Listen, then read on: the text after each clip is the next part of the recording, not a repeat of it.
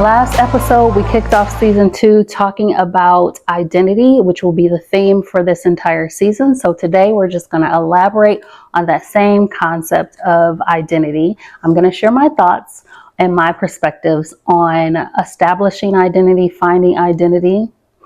First, I wanted to just thank everybody for hanging in there through the last episode. We had some technical difficulties with sound. The new intro wasn't ready, so I just kind of threw something up there.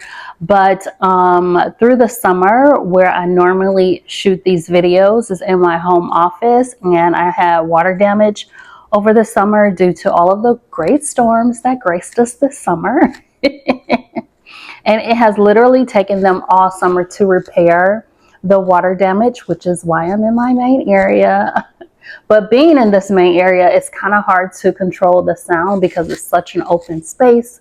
Whereas in the home office, it's a smaller area and I can control the sound better. So last episode had some sound difficulties. The sound was going in and out and up and down. So whoever watched till the end and endured that, I truly, truly appreciate it. Hopefully I can get back into my home office, or maybe we'll shoot the entire season out here. I have no idea. We'll see what happens. But anyway, I was actually sharing that story with a really close friend of mine back at home. Hey girl, TP. And we were texting back and forth like we normally do. And we text like full conversations, y'all, like full paragraphs. But anyway, she was saying to me, she was like, I don't even know why the devil just keep bothering you. Don't he know he can't win? And I was like, that's a good word. That is a good word. But honestly, I never really thought about myself in that manner, that perseverance portion of my identity. I never really resonated with that. For me, I was just kind of pushing through life as it was thrown at me, enduring and making the best out of every situation. So when she said that, it resonated with me with regards to the topic of talking about our identities and how we see ourselves.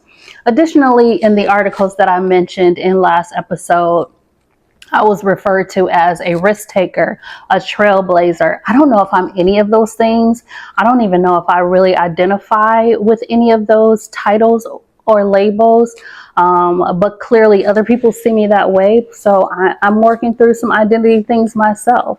Nevertheless, it just really fueled me even more to continue on this topic. Additionally, I was having a conversation with my mom on the phone, which just even more solidifies that this topic is what God wants me to talk about in this season. She was talking about labels. She was talking about having to go to the doctor. And my mom's hilarious when it comes to like having to go to the doctor. She's like, they ain't gonna give me no labels. I'm claiming in Jesus' name, which I applaud her faith. No shots fired at my mom. But it just made me think about how many labels are given to us, how many we decide to take upon, whether consciously or subconsciously, again, which just solidified that I am on the right track with discussing my thoughts on how we identify ourselves and how we come about establishing our own identity. So today I wanted to talk about our biological or cultural identity, how we identify ourselves biologically and culturally. Of course, I'm going to start with race and gender. Why not? The two hot topic buttons when it comes to identity. But I guess I'm going to talk about my own identity first. And hopefully it will cause you to think about your own.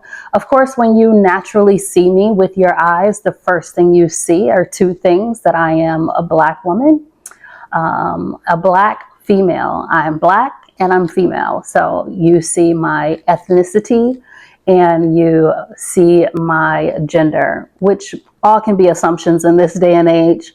But how I categorize myself is Black and female.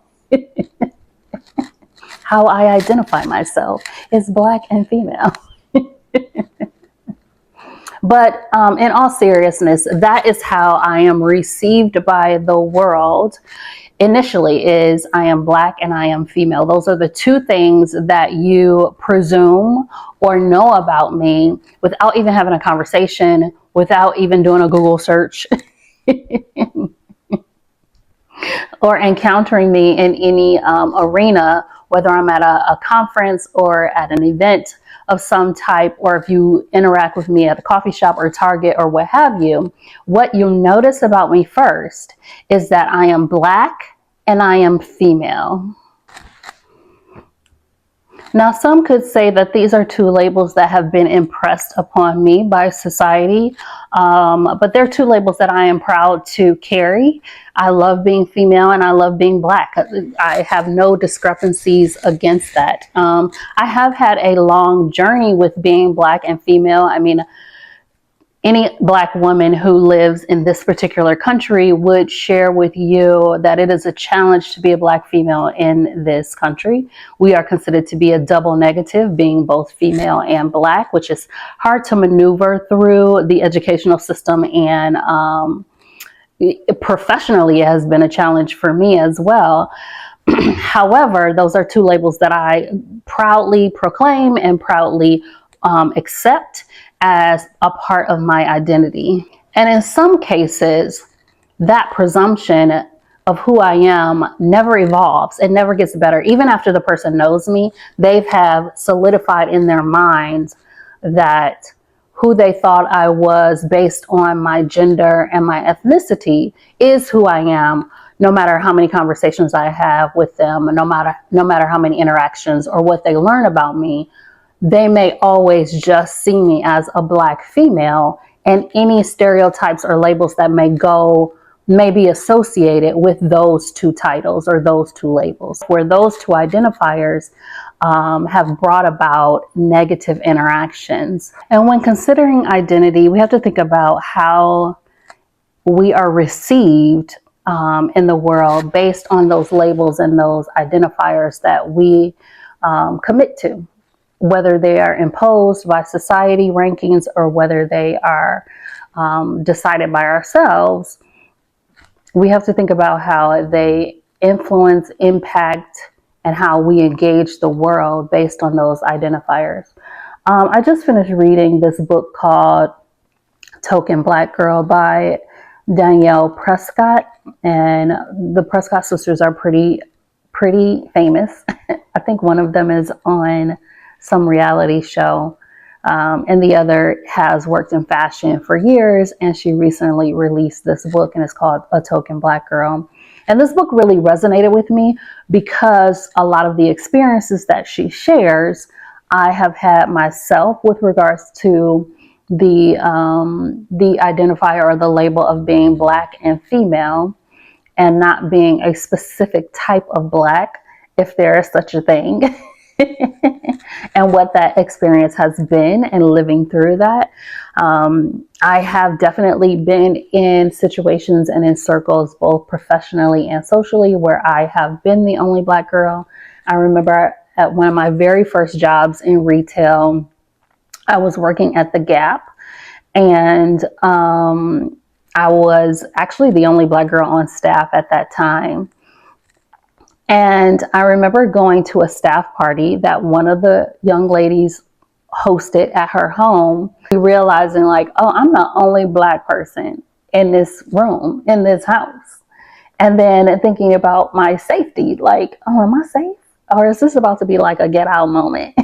But anyway, in reading this book, it just made me assess even more who I am and how I show up and how I present myself to the world and how the world receives me, specifically just based on my physical appearance, being female and being Black. It also made me think about how other cultures or other genders accept me or reject me, and do I adjust based on their observation or their perception of me.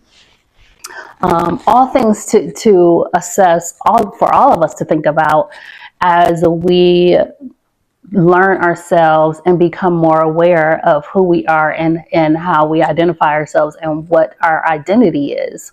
But it just brought about an experience that I had in elementary school. I was going to a predominantly Black school. I was new to the school. And as you can see, I am more caramel. And at that time, I had very long hair. My hair is very curly, very wavy. I'm sure you can see the waves. And to African American girls, African American Black, whichever term you prefer. I know people are very sensitive about which term that they choose. Basically tied me to a fence and threatened to cut my hair off, telling me that I act white, which I didn't really know what that was. I also was told that I talk white or that I act white. The running joke was that I was Hillary Banks on Fresh Prince of Bel-Air. Those were all very harsh comments for me. Well, you know, everybody was kind of saying them jokingly. That stuck with me. Like, and I felt like I had to change to be Black. And I'm like, at this big age that I am right now, like, accept my Blackness for what it is. Like, Black isn't this one way, like, monolithic experience. That being Black is a myriad of things. Book, Token Black Girl, definitely highlighted some of the experience that I personally had identifying as Black and knowing myself to be a Black woman. I've also been in relationships with Black men who made fun of me and told me that I wasn't Black enough, that I don't do Black things. And again, I assure you, I am Black.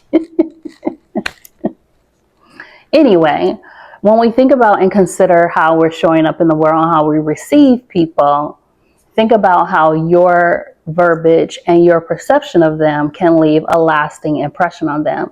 Those instances really stuck with me and made me question, like, do I need to change who I am to be received by my own people, to be received as a true Black person, whatever that, excuse my air quotes, y'all, I love air quotes, whatever that may be.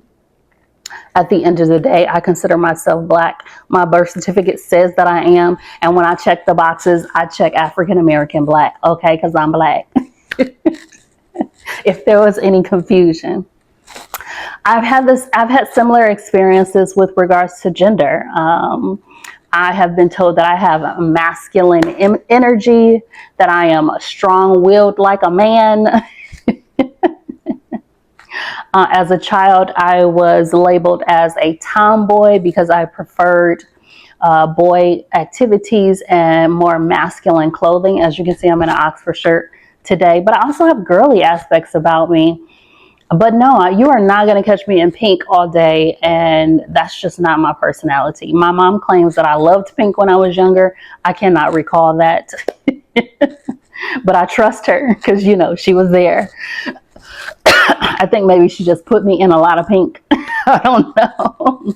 But I've also been challenged with regards to my gender, even though, you know, I am classified as a woman. I classify myself as a woman. God made me a woman and I received God. He doesn't make any mistakes. I have definitely been challenged in that with regards to gender roles and what a true woman looks like. But it's crazy to me how men will try to tell women how they need to be a woman, but then turn around and tell a woman, a single mom, that if she has a son, she can't raise him to be a man. But you can tell me how to be a woman? I'm so confused about that. Actually, I'm not. I'm being funny or sarcastic. So identifying as a woman, professing to be a woman, receiving that God made me as a woman, and standing firm on God's decision to make me a woman. I don't feel like being a woman fits into a certain box. There are certain genitalia that classifies me as a woman, But with regards to my personality, you can't tell me that I'm not a woman because my personality doesn't fit into some stereotype of what a woman should be or look like. And gender is a hot topic right now with regards to gender roles, gender identification, sexuality. It's all in conversation. I'm not touching sexuality with a 10-foot pole. I'm just not. But I can talk about the labels that we put on certain people that God has made, a female or a male, and how they should act, how they should be, and what they should present themselves as with regards to their personality in relation to their gender or their ethnicity. I don't think your race or gender should put you in a box of how you show up and how you present yourself and how you see yourself or ascribe to your identity in this particular world. And I'm not talking about crossing over into sexuality because, again, I'm not going to talk about that. I'm not even going to address that issue. That's not an issue that I want to dive into.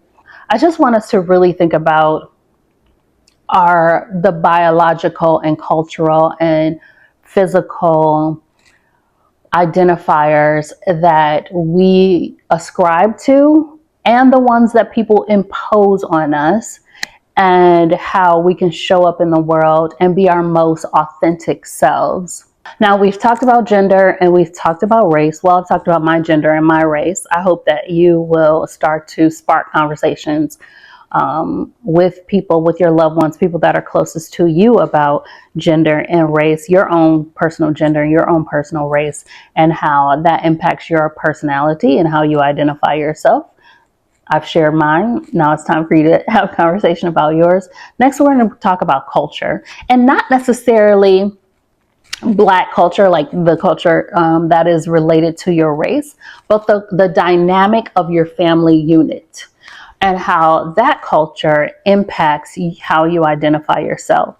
I come from a family that is predominantly female. There are not a lot of males in my family or males present in my family. However, my family has a very traditional dynamic when it comes to gender roles with regards to females are this way and males are this way. Males do this and females do this.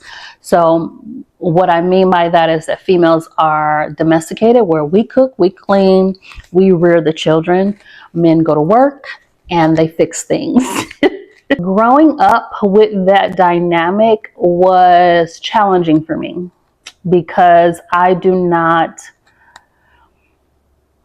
want to say that I don't conform to those gender roles. It's just so opposite to my innate personality. Like, I grew up questioning why the women were in the kitchen and the men were sitting in the living room watching TV. Maybe not verbally, because I wasn't that kid to challenge in those situations. But internally, I was having that conversation of like, I don't want to be in the kitchen. Like, I'm trying to be out here. I remember even like playing football on the asphalt at recess time with the boys while the girls were over playing hopscotch and double dutching. That doesn't mean I can't hopscotch and double dutch, because I can. I enjoyed playing football more than I did playing hopscotch and double dutching. That dynamic was quite challenging for me. My boy cousins got more privileges, more freedom than I did. They were younger than me, but allowed to do more things and had more freedom, where there were so many rules for me as a female. And I was just like, just because I have female genitalia doesn't mean I'm not capable. If anything, I'm more capable. And that was so challenging for me and so challenging for my personality. And I just didn't know how to verbalize like, hey, I'm capable too. I am a really good cook, and I do keep a clean home, as you can see. that doesn't mean that is the soul of my identity. So I did a piece maybe a year ago or 2 years ago. I don't know, I'm losing time. That focused on gender roles and marriage. And I interviewed several couples, and they chose one particular couple to highlight in this piece. If you work in journalism, you know how it goes. You submit everything and they kind of decide what parts they're going to keep and what parts they're going to lose, or they kind of coach you through what parts are better and what parts to be trash. I have a dual bachelor's in journalism and promotional communications. So I've worked in media for quite some time. I've had several jobs in several different areas in media, but this was a contracted piece with IdeaStream a couple of years ago. And I talked about gender roles within marriages. And the one particular couple that they chose to highlight in this piece were taking on non-traditional roles in their marriage. And I'll probably put a link in the video. I'll try to. I'm not that tech savvy, and I do everything myself, y'all. So every video you see, the sound, all of the graphics, all of the editing, the content, the makeup, the hair, everything, the cameras, the lights, girl, I am a one-woman show, okay? And I am figuring out as I go. So I will try to put the link to that particular project in the video. If I can't, it will be on my website. It's actually already on my website. If you go to drtlcsquared.com and you click on the voice tab, it should be towards the bottom of the page. You'll see all of the most recent work I've done in media. And one of the things that I've done is this particular piece with IdeaStream. But anywho, in that piece, the couple talks about how they had to switch gender roles based on how life just kind of happened.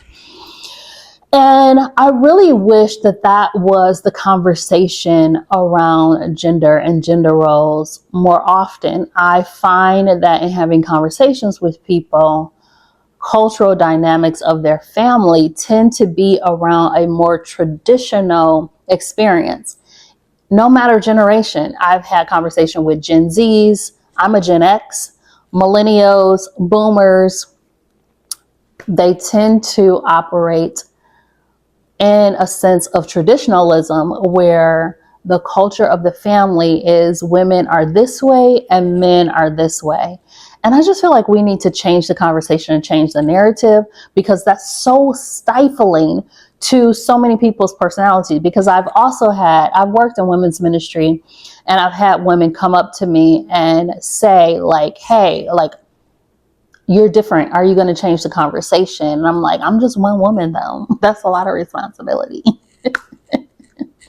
But women that came up to me and said those things lets me know that the conversation around gender roles and the culture that's cultivated in families that perpetuate this has to change, because women are feeling stifled. I know I personally felt quite invisible in those types of situations. I remember telling my therapist many times, I feel invisible in my life.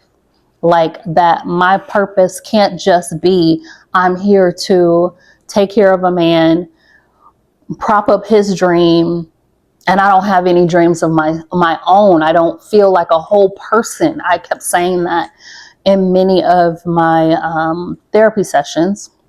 And again, if you watch season 1, you know I believe in therapy and that everybody should go to therapy. And I question when people have not been to therapy, because we all got issues we got to work through.